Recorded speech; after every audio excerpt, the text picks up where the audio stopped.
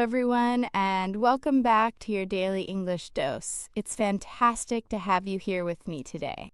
If your goal is to truly sound more like a native English speaker and effortlessly understand those fast-paced, everyday conversations, then you've absolutely landed on the right video. Today, we're not just touching on a few phrases. We're really diving deep into 10 incredibly common English expressions that native speakers use constantly, almost without thinking. These aren't phrases you'll typically find highlighted in your elementary English textbooks. Instead, they're the kind of authentic, natural language that will transform your English from good to great. Mastering these expressions won't just improve your vocabulary, it will significantly boost your listening comprehension, allowing you to follow nuanced conversations and empower you to express yourself more naturally and confidently. We'll meticulously go through each expression, break down its precise meaning, discuss its various contexts, and provide you with multiple, practical example sentences. These examples are designed to help you not only understand the phrases, but also feel comfortable using them in your own daily interactions. So get ready to engage your ears, warm up your vocal cords for some repetition, and let's embark on this journey to elevate your English fluency together. Let's get started and truly make your English shine. Our very first essential expression, and one you'll hear frequently, is to hit the road.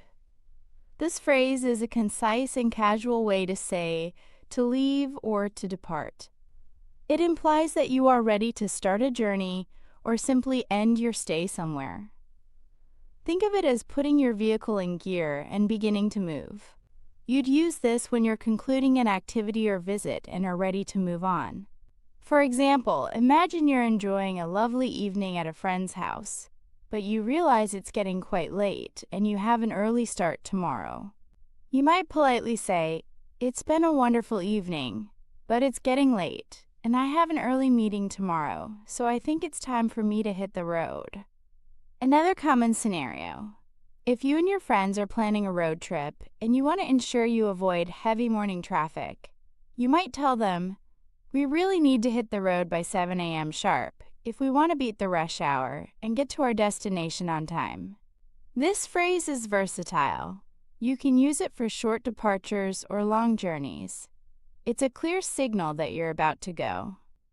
Moving on to our second incredibly useful idiom, to spill the beans. This vivid expression means to reveal a secret, often unintentionally or prematurely. The imagery here is quite strong. Imagine a container of beans being accidentally knocked over, and all the beans scattering everywhere. Once they're out, you can't easily put them back in. Similarly, once a secret is spilled, it's out in the open. This phrase often carries a sense of an accidental revelation, though it can also be used when someone deliberately lets a secret out. For instance, if your group of friends is meticulously planning a surprise birthday party for someone special, you might earnestly warn one of the less discreet members, "Whatever you do, don't spill the beans about the party to Sarah. We want it to be a complete surprise."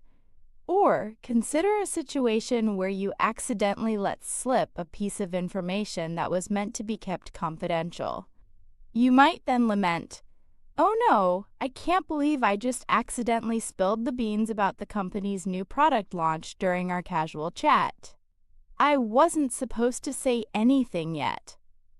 It's a powerful idiom for disclosing information that was meant to be private.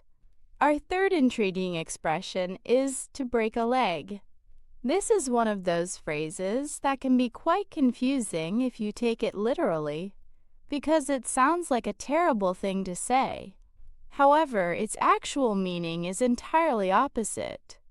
To break a leg means good luck, specifically wishing someone success, especially before a performance, an important presentation, or any challenging endeavor.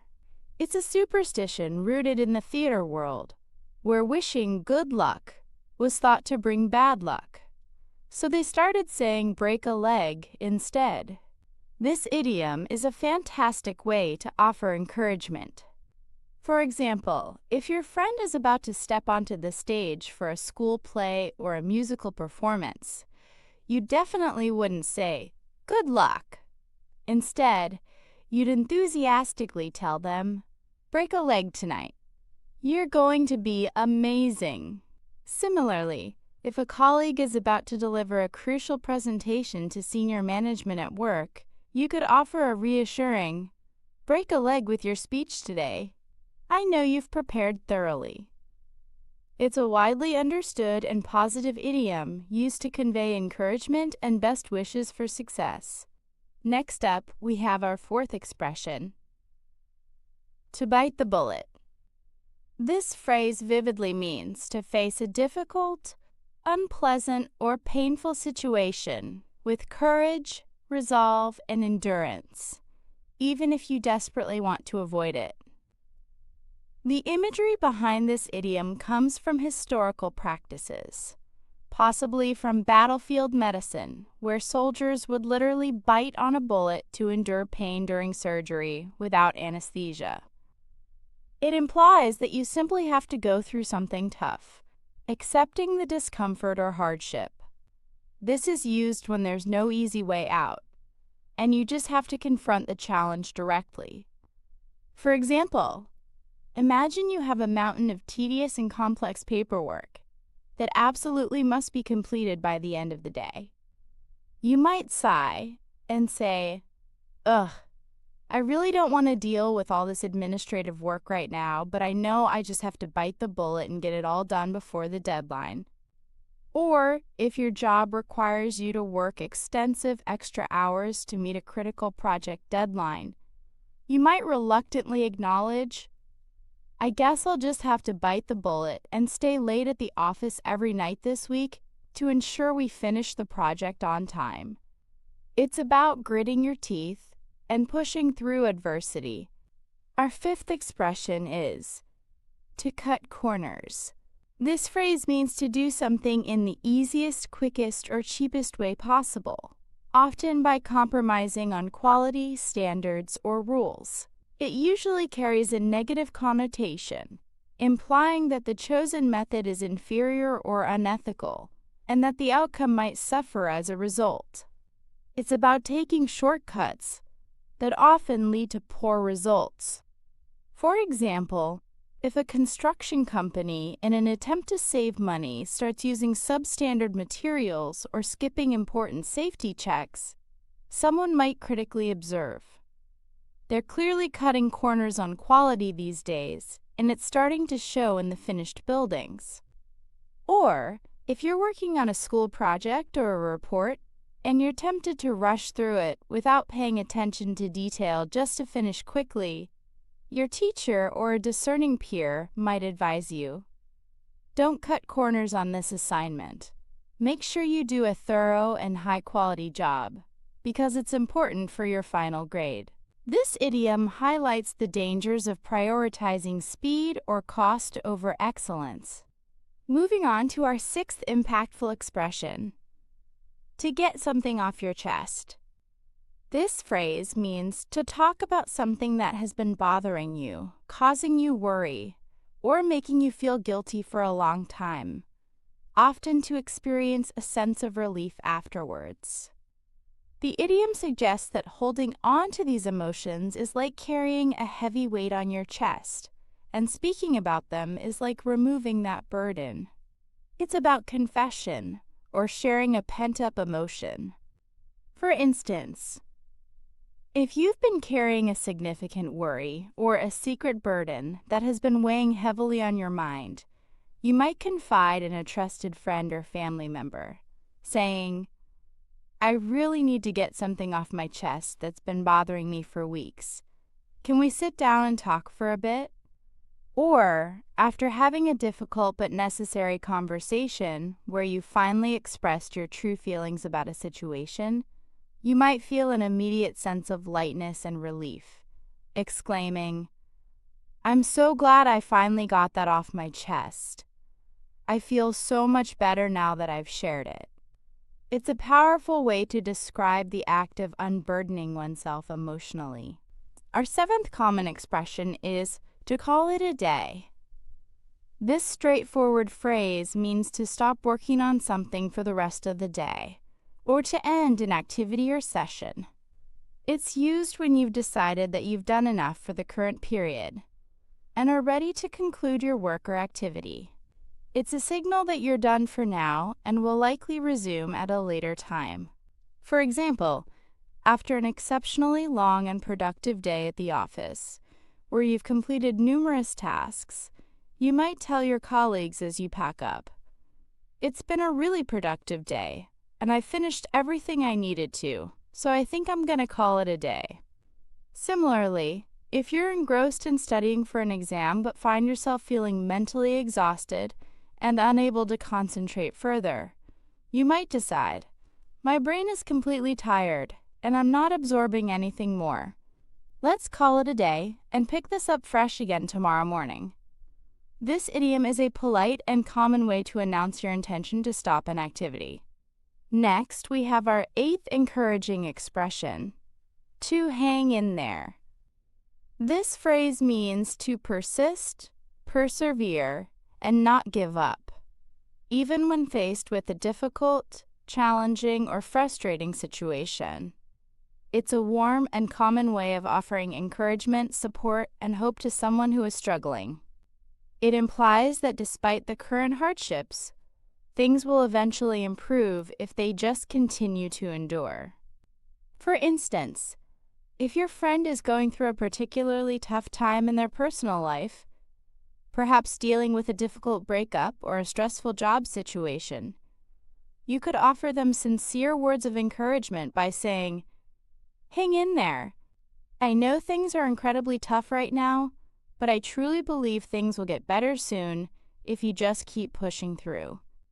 Or if you're learning a brand new complex skill, like playing a musical instrument or coding, and you're feeling overwhelmed by the initial difficulty, someone who has been through it might reassure you, "It's completely normal for it to be difficult at first, but just hang in there and keep practicing, and you'll definitely improve significantly over time."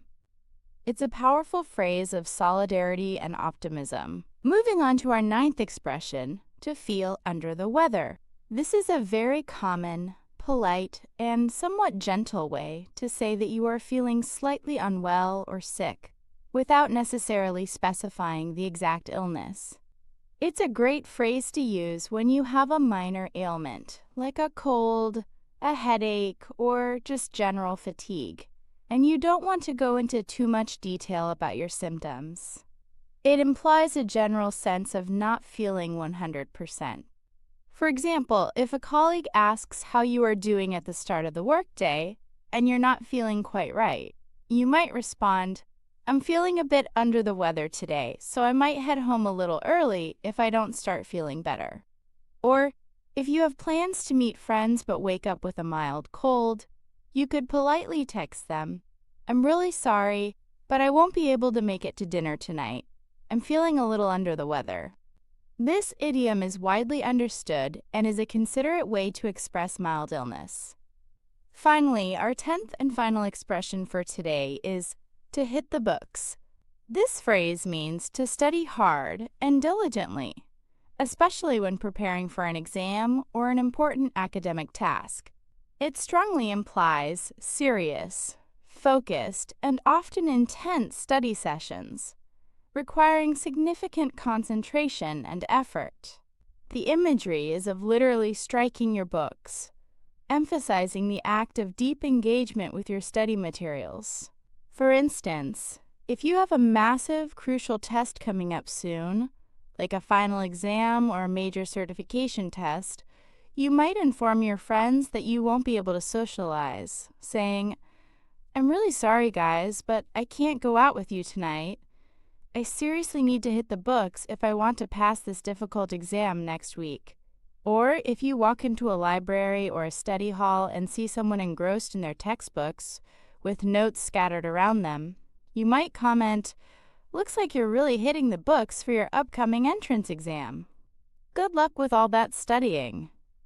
This idiom is a clear indicator of dedicated academic effort. Wow, we've truly covered a significant amount of ground today. We've explored 10 fantastic and incredibly common native English expressions that are absolutely essential for making your everyday conversations sound more authentic, fluent, and natural. Remember, merely understanding these phrases is the first step. The real magic happens when you start actively using them. The absolute best way to truly master these expressions and integrate them into your active vocabulary is to make a conscious effort to incorporate them into your own sentences and daily conversations throughout the upcoming week. Don't let the fear of making a mistake hold you back. That is a completely normal and invaluable part of the learning process. Embrace those moments, learn from them, and keep pushing forward. The more consistently you practice using these new phrases, the more natural and effortless they will become for you. So out of all these powerful expressions we've learned today, which one resonated with you the most? Which one are you most excited to start using in your own English conversations?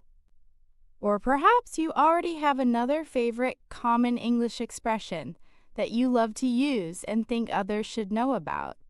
We absolutely love hearing from you and learning about your own English learning journey. So please don't hesitate to share your thoughts, favorite phrases, and any questions you might have in the comments section directly below this video. Your insights and feedback are incredibly valuable to us and help us create even better content for you.